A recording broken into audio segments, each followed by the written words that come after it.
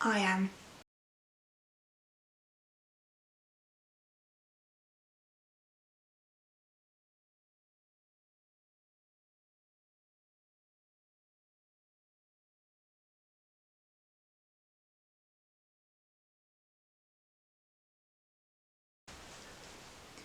I became a carer at the age of 4. I don't remember my first responses. I guess it became a integral part of my life. I started making cups of tea for my dad.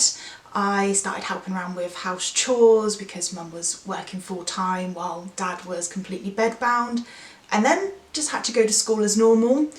Nothing changed straight away, but as the years went on and I got older, I started noticing the differences as I didn't go to sleepovers, I didn't get to have family holidays, and my friendship group became smaller and smaller. And that was probably the hardest part growing up.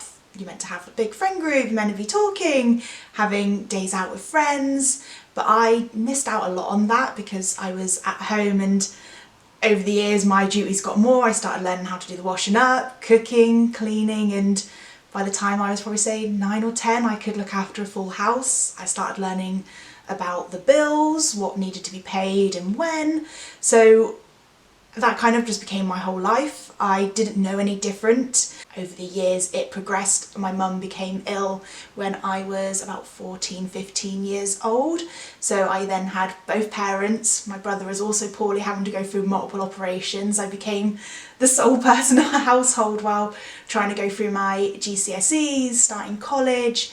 And then I finished college. I started full-time work at 16 years old, and I've been very fortunate to have very supportive workplaces that I have my phone on me constantly. If there's an emergency, a family member has a doctor's appointment that I need to be at because of their memory, making sure that they're covering everything they need to, and that became the constant cycle. Even now, it's up first thing in the morning, calling both parents, making sure they're okay, they're up, they've had their medication, going to work.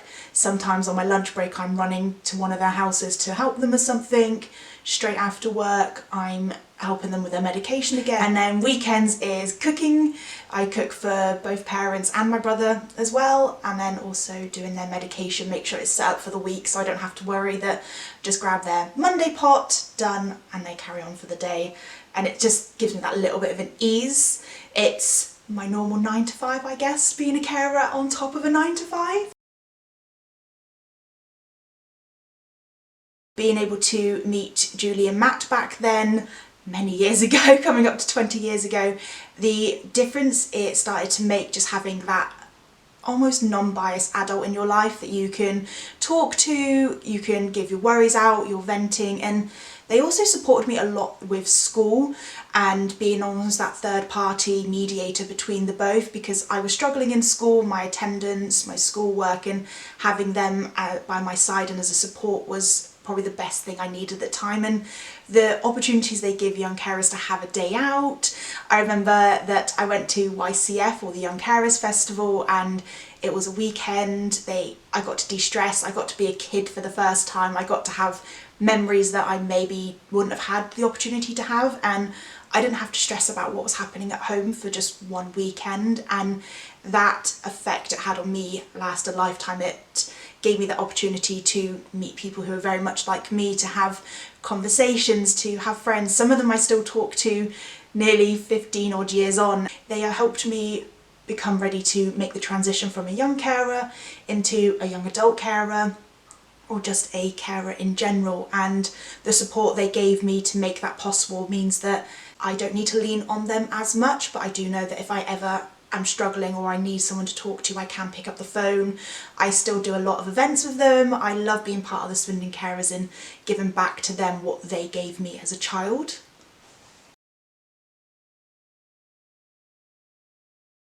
In regards to advice, being truthful, I don't think there's anything that I could say that even young carer me would have listened to.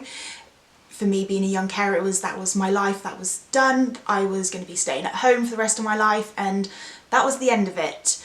But to any young carer out there who may be making the transition or be thinking exactly like I did, you are doing the most toughest but incredible job, and you are doing it amazingly. I don't need to be by your side to know that, but because I was there, and I just say one day it will all click into place. That ability to juggle your life, a social life, a hobby, and being an incredible carer for your family, it will just click into place. It took me to early 20s, so just hold out that little bit longer and just keep being amazing.